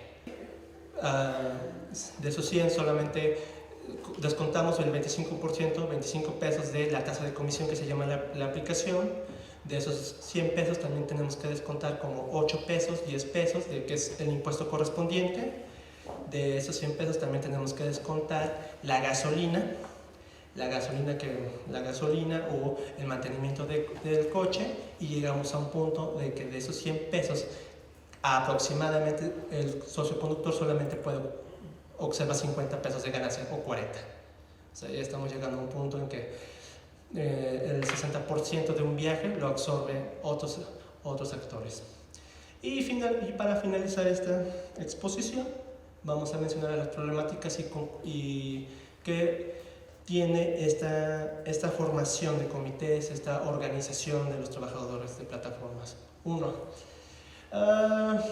Las características del trabajo dificultan la reunión y organización entre socios. Estamos hablando de que debido a que son trabajos muy individuales, solamente lo realiza un individuo y siempre está de un lugar a otro, es muy difícil que estos hagan un punto de reunión para poder tratar de conversar sobre los problemas que están sufriendo y mucho menos organizar manifestaciones. También, debido a la dinámica de que ellos tienen que conseguir ganancias lo más rápido posible, pues no hay tiempo para la organización sindical. Punto número 2, falta de cohesión en sus demandas. Uno de los problemas que identifiqué en cuanto a lo que pide este comité de plataformas y lo que piden los demás socios conductores no es claro. Por ejemplo, para una persona de 30 a 40 años, la principal problemática radica en la inseguridad. El primer problema es la inseguridad. Pero para alguien que tiene 60 o 70 años, el principal problema es la ganancia. Necesitamos ganar más, necesitamos que aumenten los precios del servicio de viaje para que nosotros podamos obtener mayores ganancias. Para otros, la principal solución es que se les reconozca como trabajadores asalariados y puedan obtener derechos laborales, llámese salario, seguro, vacaciones, etcétera. Pero para estos socios dicen, así no se va a resolver el problema. No queremos ser reconocidos como trabajadores asalariados, queremos ser siendo autónomos para que nosotros podamos seguir laborando. Hay un debate incipiente por parte del Estado en proteger a los trabajadores de aplicaciones. Apenas han existido 6 propuestas para tratar de protegerlos a partir de cambios en la ley del trabajo. Falta de solidaridad hacia esos actores. Eso se entiende que reciben muy poco apoyo, entre los mismos socios reciben poco apoyo, y al momento de hablar en público general, pues básicamente nadie recibe apoyo, al contrario, son estigmatizados como taxistas, diciendo, ustedes decidieron meterse ahí, ustedes trabajan. Si no quieren trabajar, sálganse, así de sencillo, y alguien más va a proveer el servicio. Y finalmente, la capacidad de las plataformas poder evadir la normatividad laboral vigente. A pesar de que se puedan establecer diálogos, la empresa no está obligada a proporcionarles derechos laborales, porque básicamente se aprovecha de la figura del trabajador independiente para tratar de evadirlos. Y si en algún momento llegara el Estado a generar un nuevo marco normativo para proteger a esos trabajadores de plataforma, la empresa puede transmutar y decir, pues ya no somos una empresa de tecnología, somos otro tipo de empresa, para seguir evadiendo esta normatividad laboral vigente, o presionar mediante el lobby o mediante campañas publicitarias diciendo, si nos obligan a proporcionarle derechos laborales a sus socios, nos vamos de México. Así tal cual, nos vamos, dejamos el trabajo a mucha gente y que persista el pésimo servicio de transporte. Y eso sería todo.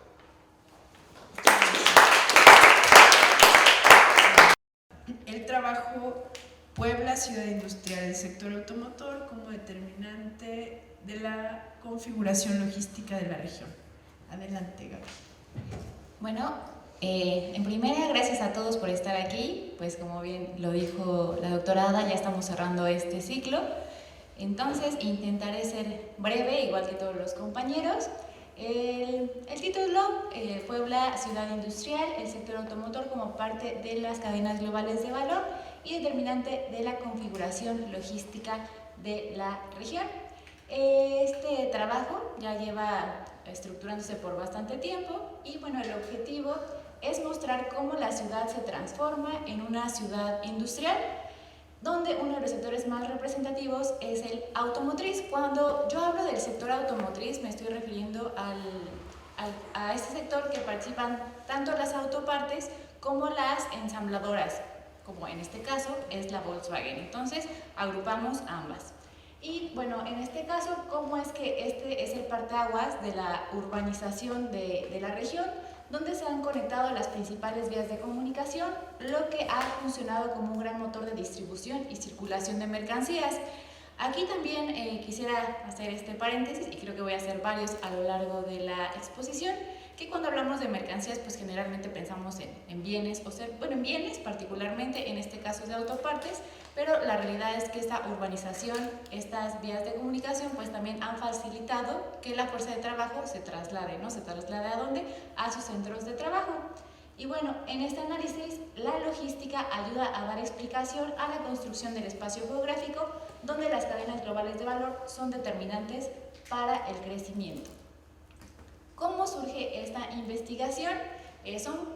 Yo diría que son 4 puntos determinantes y partí desde el punto de decir que las relaciones entre empresas son desiguales o de subordinación.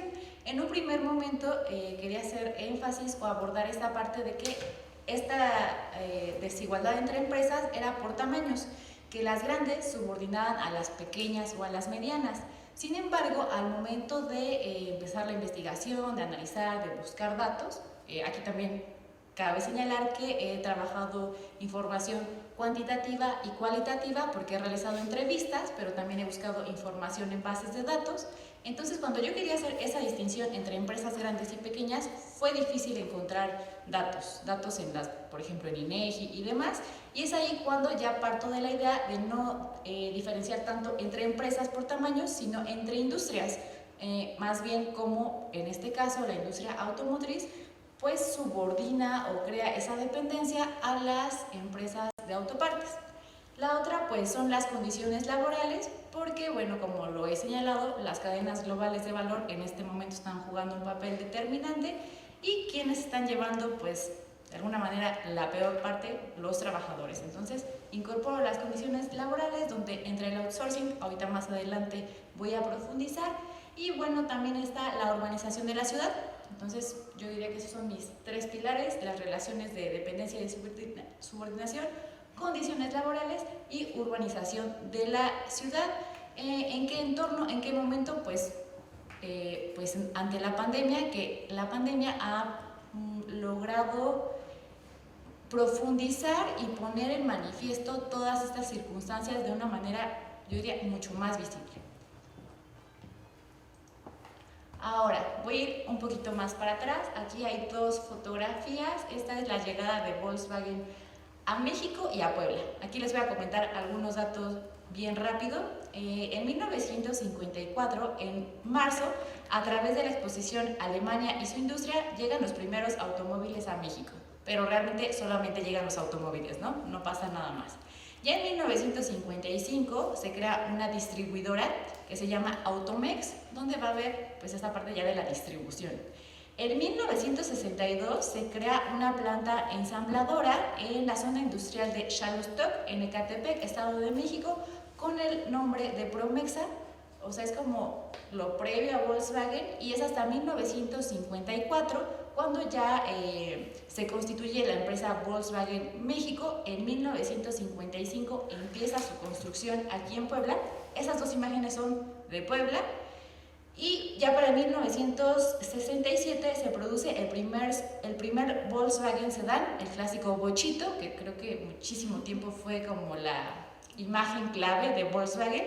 Y para 1968 ya llevan una producción de más de 100,000 vehículos en México, o sea, en Puebla. Esta foto es de la carretera, o de la autopista México-Puebla. Esta se inaugura en 1962. Entonces, bueno, esta es una carretera sumamente importante. Digo, todos los que vivimos acá en Puebla hemos circulado por ella porque pues nos conecta con la Ciudad de México, con el estado de Veracruz, y en 1962 se inaugura. Entonces cuando llega Volkswagen a México, pues ya sabe en dónde está, ¿no? Se localiza en un punto clave para pues toda la distribución que está pensando en ese momento. Aquí otra foto, esta también es de Volkswagen Puebla. De hecho, si alguna vez han visitado la fábrica, pues todavía la estructura que se ve atrás pues sigue de alguna manera muy similar. También digo, esta imagen es meramente ilustrativa para ver los modelos que se estaban produciendo, la Caribe, la Combi, una especie de Jeep y pues el Volkswagen Sedán. Ahora ya nos trasladamos, hacemos un salto a la actualidad, a los últimos años, y bueno, la industria automotriz no solamente en Puebla, en México es sumamente importante, y la industria se compone de 44 actividades económicas, de las cuales 33, o sea el 75% se realizan acá en México, y 31, o sea el 70.5% se realizan específicamente en la región Puebla-Tlaxcala. Además, la industria representa el 9.4% del total del Producto Interno Bruto estatal y el 40% del PIB manufacturero. Voy a hacer una pausa breve.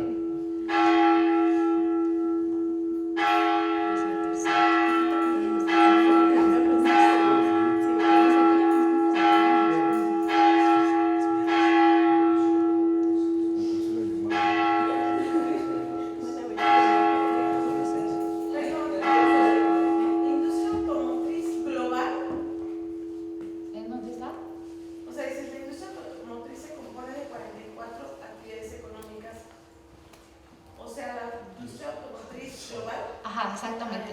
Por eso hago el énfasis de que 33 se practican acá en México y 31 de esas 44 aquí en Puebla. Pues por eso pues es muy importante pues en este caso para nuestro estado. Bueno, vamos a seguir. Entonces también decía que, bueno, aparte del PIB, se estima que se crean más de 40,000 empleos o 40,000 trabajadores entre ensambladoras y todas las empresas de autopartes. Ahora viene un mapa que espero, sí se ve bastante bien, está aquí atrás. Bueno, primero, ¿por qué llega o por qué se ubica esta ensambladora aquí en Puebla? Como les estaba mencionando, pues está en un lugar estratégico que va a comunicar pues todo el Golfo, va a comunicar Oaxaca, todo el sureste, también va a comunicar Veracruz. Entonces, bueno, creo que es una de las decisiones más importantes que toma Volkswagen México, porque definitivamente va a poder distribuir a lo largo de todo el territorio. En este mapa que ustedes ven, los puntitos verdes son las empresas de autopartes. Entonces, pues ahí vemos que hay muchísimas, ¿no? Voy a ir señalando con el mouse que tengo aquí. Aquí, bueno, a ver si tengo que voltear. Efectivamente. Esta línea roja que ustedes ven, ay, ¿ya lo moví? Sí, ¿verdad? Mejor con este. Ok. Ajá. Esta línea que ustedes ven acá es la autopista México-Puebla. De hecho, se llama como un corredor industrial, así es conocido, corredor industrial Puebla-Tlaxcala, donde están gran parte de las ensambladoras. Y bueno, aquí podemos ver que pues básicamente está diseminado por toda la parte metropolitana. Muchas veces se hablaba que solamente era este corredor. ¿Dónde está el mouse? Se fue a la otra pantalla. Ahí está. Bueno, empieza aquí en Santa María, Xonacatepec, se va un poquito más hacia el norte, está la parte de Santorro, llega hasta San Miguel Xostla. Aquí está el aeropuerto de Puebla, en Huejotzingo, donde vemos otro agrupamiento de empresas. Y bueno, en la parte de Tlaxcala también hay más, y en la parte de Puebla estamos viendo otra, bueno, ya más diseminada la ubicación de empresas, pero pues también hay. En el siguiente mapa es más específico. También aquí, bueno, estamos viendo que se construyen, la carretera de la autopista México-Puebla, como les mencioné, pues ya estaba desde 1962, pero también podemos observar el periférico ecológico, que inclusive algunos lo llaman como un brazo de la autopista. Este ya se da en los años de 1995-1997, se crea. Entonces, a ver si lo puedo. Es esta parte que está acá, ¿bien? Básicamente rodea la ciudad. Llega hasta acá y sale justo aquí. Están otras avenidas, está la carretera federal Puebla-Tlaxcala, que esa ya se da en el 2000, están las otras avenidas que ya son más de Puebla, toda esta parte conectando básicamente todo el clúster o todo el corredor industrial. Entonces, la única vía que estaba antes, autopista Puebla-Tlaxcala, y de ahí se viene toda la construcción de las vías de comunicación, pues realmente para cubrir las necesidades de la ensambladora. Ahí está. Este es un poco de zoom. Lo que está marcado de azul es la Volkswagen. Ahí vemos pues la concentración de empresas, lo que ya les había estado comentando. Creo que las calles sí no se pueden distinguir definitivamente desde donde ustedes están, pero pues ahí dice periférico ecológico, es este, la autopista, la Avenida Puebla-Tlaxcala, el Boulevard Hermano Cerdán y bueno, toda la infraestructura. Sigamos. Entonces, bueno, ahorita me voy un poco más hacia el tema, bueno, no más bien hacia el concepto de cadenas globales de valor. Ya nos dimos cuenta que Puebla está participando de una manera impresionante. Estas cadenas globales de valor, como ustedes saben, pues es esa cadena productiva, ¿no? ¿Dónde están las proveedoras que van a surtir a la gran ensambladora? Y dentro de esas proveedoras es la proveedora de la proveedora de la proveedora. O sea, existe tier 1, tier 2, tier 3. Entonces, es todo un encadenamiento productivo. Y vemos que no solo Puebla, sino realmente todo nuestro país, pues ahora sí que está en todas partes. Digo, solamente por mencionar algunos, en Morelos está Nissan, el estado de... Este es automotriz. Pero alrededor de todas estas ensambladoras, pues hay más empresas de autopartes. En el Estado de México está Ford, General Motors, en el norte, en Coahuila, está también General Motors, en Nuevo León, Kia, en San Luis Potosí, BMW, General Motors, y en Puebla, pues recientemente se incorporó Audi, también con una ciudad industrial, donde se esperaba que ahí habitaran los trabajadores, pero bueno, hasta el momento no ha tenido éxito la construcción de la ciudad industrial. ¿Qué pasa dentro de estas cadenas globales de valores? Bueno, existen evidentemente dos corrientes. La primera, que ha impulsado este desarrollo, pues la parte neoliberal, que bajo el discurso que se va a dar este crecimiento económico, que la producción va a crecer, que se van a crear fuentes de empleo, pues se han estado impulsando en muchas partes del mundo, que realmente son cadenas globales de valores mundiales. Sin embargo, pues también está esa contraposición que dice que no. Aquí quiero recuperar a un autor que he estado pues citando, que se llama Benjamin Soulin, es inglés, y él habla de que estas cadenas globales de valor, más que un impulso al desarrollo económico, pues se pueden llamar cadenas globales de pobreza, porque quienes están absorbiendo el valor, las ganancias, las utilidades, evidentemente es la empresa, pero a quienes están despojando por completo es a los trabajadores. Entonces, bueno, yo voy bajo esa línea. Entonces, ahí podemos, en estas cadenas globales de valor, pues son como la ejemplificación perfecta de las relaciones desiguales entre empresas, donde vemos asimetrías de poder y además la degradación en las condiciones laborales y de bienestar de los trabajadores. Bueno, ahora ante el escenario actual del COVID-19, pues como les decía al principio, parece que la pandemia puso en manifiesto que las condiciones cada vez son más complicadas. no sé, tal vez los que vivan acá se enteraron un poco de la situación. De hecho, de los primeros casos de COVID que se encuentran aquí en el estado de Puebla, surge de un trabajador de Volkswagen, ¿no? Entonces, bueno, eso llama la atención. A partir de ese momento, la empresa se va a paro, igual que la mayoría de las empresas que nosotros conocemos. Estuvieron así 1 mes y medio, regresan a trabajar, pero bueno, a través de entrevistas que hice me comunican los trabajadores que pues no tenían todavía las condiciones óptimas, evidentemente todavía no estaba la vacuna, entonces ellos tenían mucho miedo, además de que pues regresan, pero ya no bajo las mismas condiciones, ¿no? Ellos tenían unas jornadas de trabajo, se las empiezan a recortar y bueno, el que les recorten las jornadas de trabajo, ¿qué implica? Que sus salarios también se van a la mitad. Si trabajan 4 horas, se les pagan esas 4 horas. Si trabajan 6, serán 6. Entonces, bueno, las condiciones empiezan a ser muy difíciles y además estas condiciones, pues obviamente no solamente impactan a los trabajadores de Volkswagen, sino que se empiezan a reproducir por todas las ensambladoras o inclusive, pues son peores, ¿no? Por ahí algunos trabajadores me comentaban que pues tal vez ya tenían como bonos de puntualidad o algunas prestaciones y con esto de la pandemia empiezan a perderlo todo. Aquí dice el entorno de la pandemia, bueno, condiciones muy precarias, bajan los salarios de entre el 50 y el 55%, eliminando prestaciones e inclusive, sobre todo en las proveedoras, pues empiezan a haber despidos.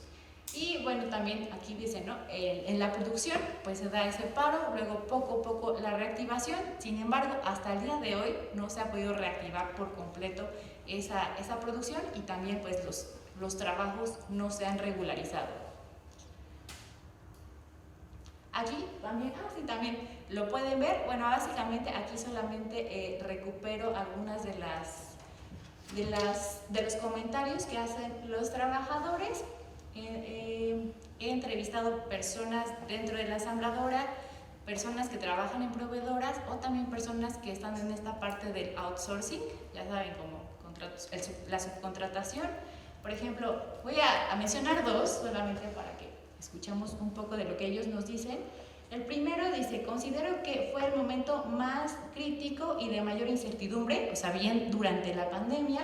Había muchos rumores, no se sabía por cuánto tiempo o si iba a haber despidos, o sea, me dicen que tenían miedo y bueno, también el estrés fue demasiado para ellos, ¿no? Entonces, además de todas las complicaciones que ya era que su trabajo estaba en riesgo, que había reducciones en los salarios, pues tenían miedo de no saber, ¿no? De no saber qué iba a pasar.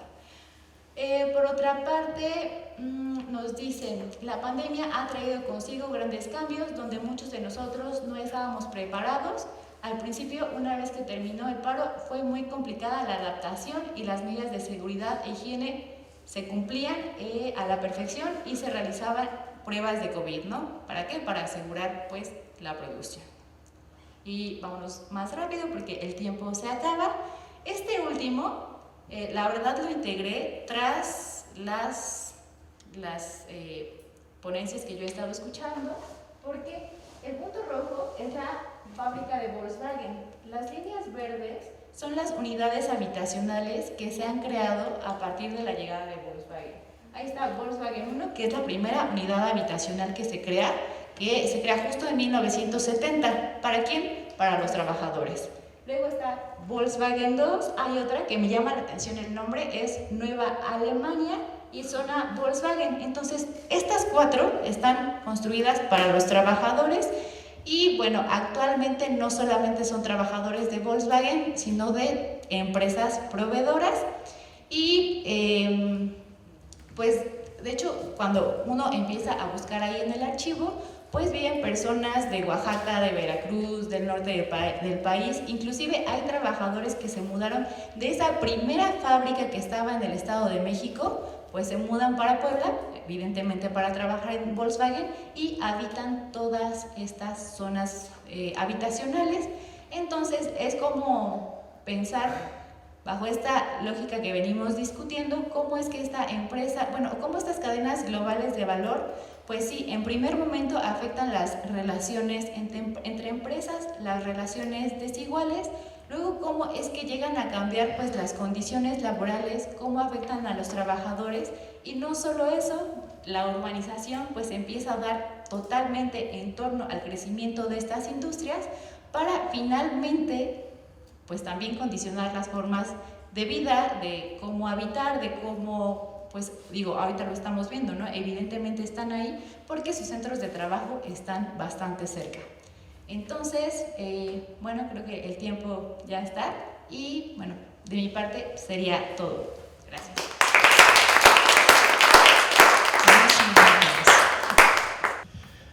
Bueno, pues fueron muchas preguntas, pero voy a responderlas en orden, o voy a hacer el intento. En cuanto a la regularización, sí fue un detonante.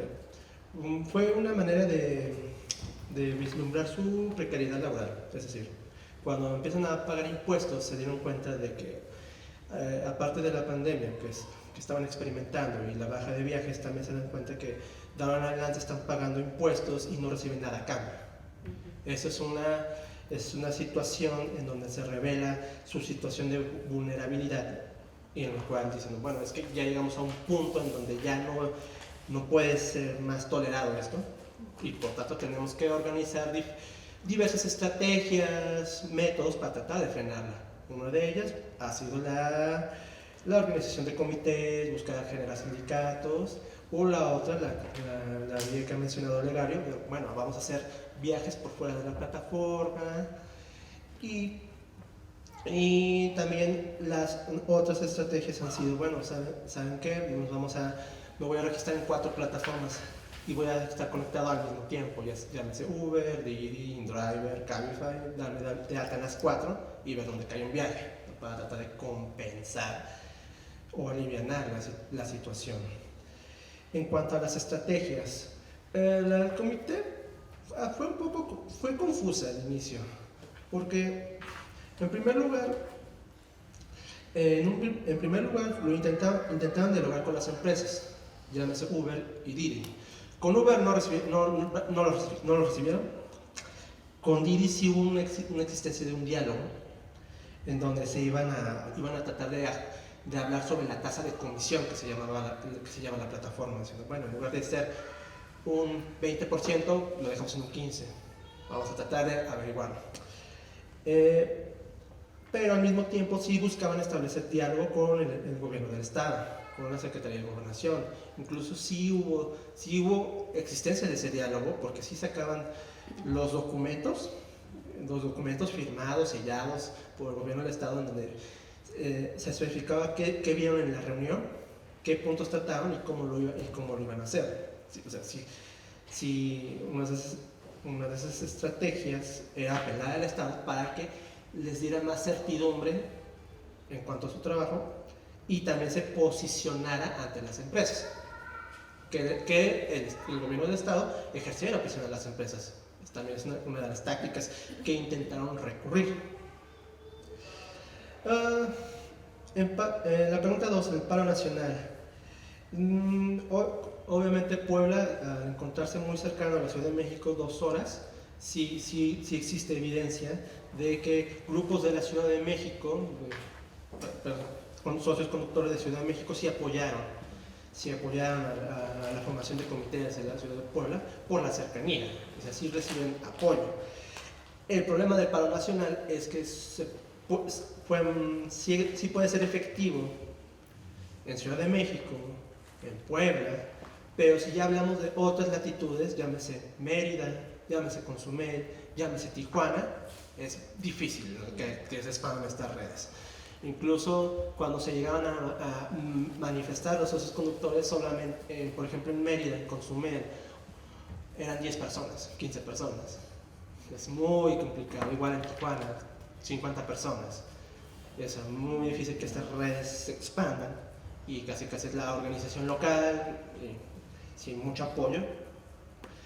Y en cuanto a la idea de seguridad, igual partiendo de Olegario, yo parto de la idea de precariedad laboral, en el cual esto genera incertidumbre a los propios socios conductores.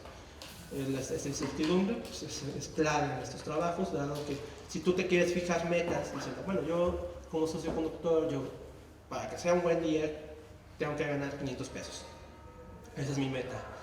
¿Cómo lo voy a lograr o cuándo lo voy a lograr? Eso es muy complicado porque depende de muchos factores, el número de viajes, los viajes que estoy realizando, a dónde me tengo que mover, y si las zonas donde voy pueden llegar a ser peligrosas, inseguras. O sea, este factor de incertidumbre es vital en esta dinámica de trabajos. Y pues obviamente al recibir las noticias, los informes, en grupos de WhatsApp, digo, es que aquí ocurrió, aquí un socio conductor chocó, necesita apoyo. Bueno, algunos cuantos socios conductores van, tratan de auxiliarlos, o simplemente no se sabe, es muy difícil rastrearlo. Cuanto a ¿existe el diálogo? Sí, sí ha existido intentos de diálogo, pero también existe una contradicción porque en la última manifestación, en la última foto que puse, la que no llegué a explicar muy bien, si ustedes lo llegaron a observar, había elementos de la policía estatal. ¿Esto por qué? Porque a inicios de diciembre del 2021, el gobierno del estado promulga una ley que busca poner límites a las tarifas de los Uber. Obviamente eso afecta a los socios conductores y intentaban manifestarse bloqueando la calle, bloqueando vía pública, y ahí fue cuando el gobierno estatal dijo, no, te puedo permitir caravanas porque no estorbas, no generas tantos problemas, pero ya al momento de bloquear un bulevar, sí, ya tengo que mandar yo a la policía, tengo que tratar de encapsular en primer lugar esta manifestación, y lamentablemente esto derivó en violencia, en donde un socio conductor de Uber fue arrestado y varios coches fueron dañados. Eso ya se convierte en un método de disuadir la organización, porque no solamente es, si nos vamos a manifestar bloqueando la vía pública, ya nos va a caer la propia policía estatal, la que intentó en un principio establecer un diálogo, ahora resulta que también nos va a tratar de persuadir para evitar que nos sigamos organizando. Por eso ahí vemos estos problemas de la dificultad de la organización, porque ya al momento de tomar otro tipo de acciones donde buscan ser visibilizados, ya sea tomar la vía pública, pues ya ahí están las consecuencias, y eso se transforma en un método de disociación. En cuanto a las diferencias con Estados Unidos, la primera y más clara es que cuando Uber comete una infracción o ocurre un problema, el gobierno de Estados Unidos puede demandar a la empresa, demanda a Uber, lo puede demandar, ya sea por un problema que puede encontrar, llámese en sus filtros de seguridad, diciendo, bueno, el gobierno de Estados Unidos demanda a Uber por problemas en los filtros de seguridad, por problemas en cuanto a la prestación del servicio. O sea, esa es una clara diferencia. En México no existe eso, o sea, el gobierno mexicano nunca va a demandar a Uber. Lo más que va a tratar de hacer es, bueno, le voy a tratar de quitar la concesión para que ya no puedan operar, pero en ningún momento se van a plantear demandar a la empresa. Y esa es una relación muy diferente en cuanto a Uber de Estados Unidos con Uber con México, en primer lugar. En segundo lugar, obviamente, pues en México hay problemas específicos que probablemente Estados Unidos se presenten. Uno es el problema de las calles, los baches, los asaltos, y estos es muy complicado tratar de que, por ejemplo, en Estados Unidos se observen estos fenómenos de, fueron asesinados conductores de Uber, fueron asesinados o los robaron sus coches. Es muy difícil verlo allá, a diferencia de acá. Y creo que, sí, ya por último, es cómo el gobierno mexicano ve a la empresa Uber. Como mencionado, siempre lo buscó adecuar como sistema de transportes. Siempre lo buscó adecuar como sistema de transportes, es decir, al denominarles empresas de red de transportes, el Estado mexicano entiende que Uber es un taxi. lo vamos a tratar de regularizar como taxis ejecutivos, y no me voy a meter o no voy a tratar de intervenir ni en las tarifas ni en la contratación de estos trabajadores. Lo único que más o menos va a tratar de intervenir es cúmpleme con los filtros de seguridad y ya. Más no vamos a poder hacer porque no le interesaba o no se inmiscuye, y hasta la fecha pues sigue en esa misma indiferencia. Y ya. Ok, bueno, nuevamente para cerrar ya de manera muy veloz, la primera pregunta: ¿por qué la pandemia considero que hace visibles estas relaciones desiguales entre empresas? Quisiera darles 2 ejemplos. Cuando llega Volkswagen aquí a México, está toda esta parte del toyotismo, del just in time, de trabajar a tiempo, calidad, entregas muy puntuales, y no solo dentro de la empresa, sino también en las entregas, ¿no?, con las proveedoras. Entonces, desde que empiezan a establecer esas relaciones, si no se les entregan a tiempo, pues las multas son sumamente altas. O sea, estamos hablando de cientos de miles de pesos para las proveedoras. ¿Quiénes van a cargar ese cargo? Ellas. ¿Y qué pasa con la pandemia? ¿Por qué podemos decir que se están profundizando estas relaciones desiguales? Si la Volkswagen para, en automático las proveedoras deben de parar, porque pues ya no les reciben más pues mercancía. Número 2, si se van a la mitad de la producción, pues las proveedoras igual. Si, por ejemplo, pues las condiciones de trabajo empiezan a ser más degradadas en la ensambladora, pues en las proveedoras es como una especie de cadena, se empieza a replicar lo que sucede dentro, bueno, por afuera se hace de la misma forma. Y por ejemplo, en una nota que estábamos revisando, las proveedoras se estaban quejando porque además de todo esto que les estoy comentando, la Volkswagen, por ejemplo, estaba aceptando mercancía y en los contratos decía, bueno, te lo pago un mes, pero ya estaban pasando 3 meses, 6 meses, 8 meses y no se les estaba pagando nada a las proveedoras. Entonces pues se estaban encontrando en una situación bastante difícil para seguir trabajando, ¿no? Y pues obviamente, nuevamente, ¿quiénes se ven afectados? Los trabajadores. Entonces, luego, la segunda pregunta era relacionada con el deterioro de la salud, el trabajo, el medio ambiente, el impacto que ha tenido realmente en la zona. Bueno, a partir de que llega la Volkswagen, evidentemente se empieza a industrializar toda esa parte. Todavía por ahí de los años 80s o 90s hay fotografías donde había un contraste, ¿sabes?, entre todos los campos y las empresas. Sin embargo, como empieza a avanzar el tiempo, estos campos empiezan a desaparecer, o sea, se empieza a llenar de empresas.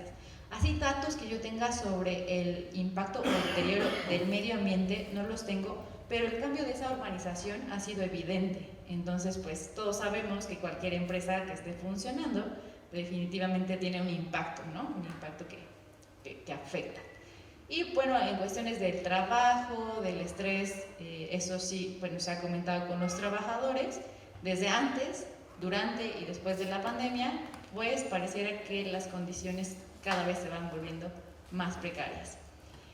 Relacionado con el tema de las mujeres, bueno, la intención, más bien el objetivo por sí mismo del trabajo no ha profundizado. Sin embargo, pues quiero compartirles pues algunos detalles que se han observado. Esto de que sea inseguro por sí mismo trabajar en la Volkswagen o dentro de la fábrica, no, o sea, realmente no se han escuchado testimonios ni hay tantas noticias. Probablemente alrededor de la Volkswagen debe de ser muy inseguro. Bueno, de hecho hay muchos robos por el tema de que hay muchos trabajadores en general. Entonces sí, como que la zona se vuelve insegura, no solo de... Porque asaltan a los trabajadores. Ajá, sí, porque bueno, ahora sí que la delincuencia sabe que está lleno de trabajadores, no solo de Volkswagen, de proveedurías, entonces pues se vuelve una zona peligrosa. Sin embargo, dentro de la planta como tal, no. Y va relacionado con la respuesta que también hacían por allá. Inclusive la Volkswagen, desde unos años para acá, ha creado programas de equidad de género, como de cuidado hacia sus trabajadoras. Entonces, pues al final sabemos que es una tendencia que las grandes empresas han acaparado y que pues, Volkswagen está participando. En la parte de producción sigue habiendo mucho más hombres que mujeres. Entonces, pero en las autoparteras Ahorita voy para allá. Dentro de la misma ensambladora Volkswagen hay áreas como recursos humanos o logística que ya está un poquito más mediado, y en las ensambladoras, de hecho hay ensambladoras que podría decir que son puras mujeres, entonces ahí sí hay un contraste, ¿no? Por ejemplo, hay muchas ensambladoras que se dedican a la parte textil, entonces pues son muchas trabajadoras en específico, pero dentro de la Volkswagen no, ahí siguen siendo más hombres. Como les digo, realmente no he profundizado esa área, pero pues les comparto lo que se ha estado viendo.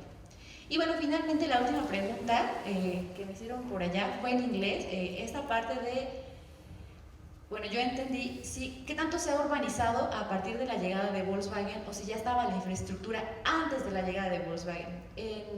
Bueno, les estaba comentando que la única autopista que ya estaba es la autopista México-Puebla, que se construyó en 1962. Esa ya estaba casi terminada.